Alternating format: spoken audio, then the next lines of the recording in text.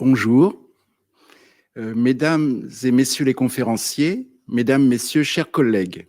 Je vous souhaite la bienvenue et vous remercie de nous rejoindre ce matin à distance compte tenu du contexte sanitaire actuel pour assister à cette journée d'échange organisée par l'INRS afin de débattre des enjeux de la prévention des risques professionnels liés aux biotechnologies. Permettez-moi tout d'abord de saluer le travail réalisé en amont pour proposer cet événement en visioconférence, en direct avec les experts présents en salle et pour adapter un programme initialement prévu en présentiel. Une quinzaine d'interventions à la suite desquelles vous pourrez interagir avec les orateurs grâce à un chat relayé au cours des 6 temps d'échange que nous espérons fluides et constructifs. Il me revient donc le plaisir d'ouvrir cette rencontre consacrée aux biotechnologies. Mieux connaître leurs utilisations pour mieux évaluer et maîtriser les risques sera au cœur des échanges. La perception parfois floue de ce qu'elles recouvrent, les craintes qui s'expriment lorsqu'évoquée la recherche sur le vivant, notamment les procédés impliquant les OGM, seront objectivées et au-delà pour appréhender l'ensemble des risques professionnels. Bien entendu, des spécificités existent dans le domaine des biotechnologies, notamment réglementaires. Elles seront décrites.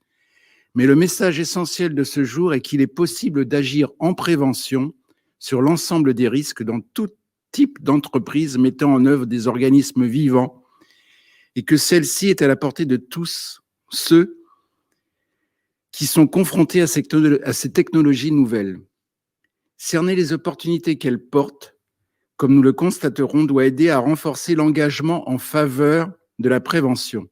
Il s'agira pour nous, acteurs du secteur, professionnels de la santé et sécurité au travail, mais aussi non spécialistes confrontés à des biotechnologies, de favoriser l'appropriation des principes de prévention et la mise en place des mesures adaptées à ces activités.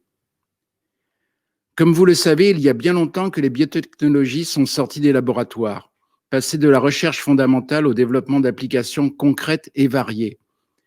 Elles sont présentes dans de nombreux secteurs. On les retrouve dans l'agroalimentaire, dans l'industrie, dans le secteur de l'environnement ou celui de la santé, avec 60% des applications actuelles.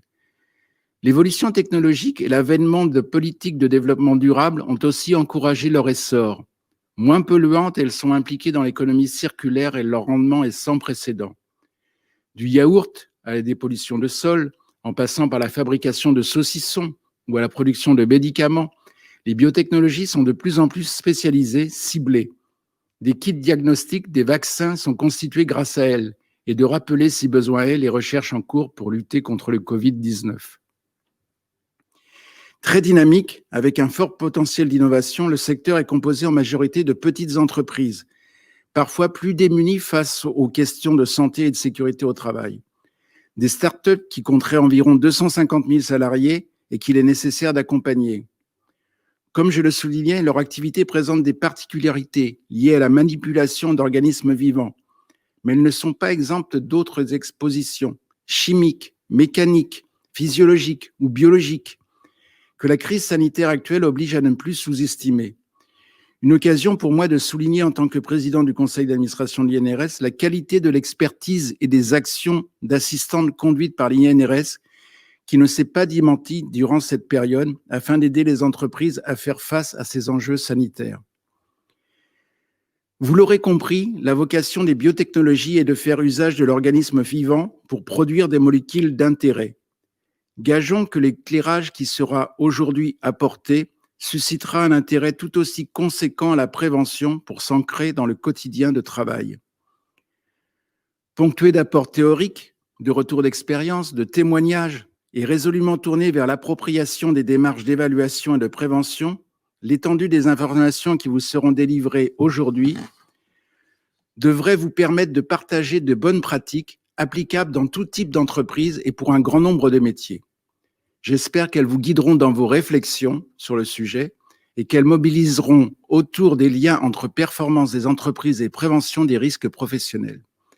Avant de laisser la parole aux intervenants, que je remercie pour leur contribution, je vous souhaite, mesdames et messieurs, une excellente journée et vous remercie de votre attention.